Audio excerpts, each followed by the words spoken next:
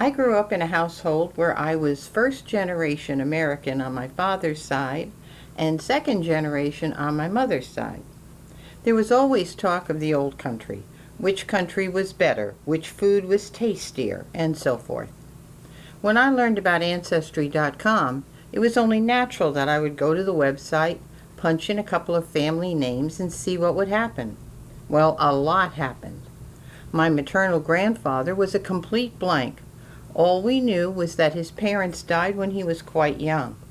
Well, through some research on the Ancestry site, I learned the names and dates of his parents and even his grandmother.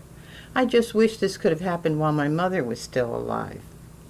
As for my father's family, we only knew that his father was from northern Sweden. But through the Member Connect feature, another relative who still lives in Sweden contacted me. And now I have the names, dates, and stories of his parents, his grandparents, and even his great-grandparents. I was having such fun doing my family that I decided to do work on my husband's family as well.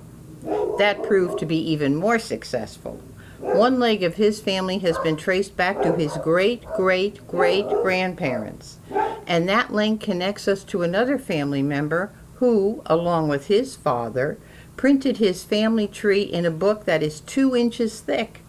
We even have a photo of my husband's great-grandfather from a newspaper article we found. Of course, you do have to be prepared to find out things that maybe you'd rather not know. For example, when I knew my late husband had been married before we met, I didn't know that he'd been married 5 times before. That's a story all in itself. And the added bonus in all this is getting to see documents that your very own ancestors have signed. Things like draft registrations or applications for citizenship. And through the census reports, you can even see what they did for a living. I love it. It's my way of making sure my grandchildren get to know my grandmother.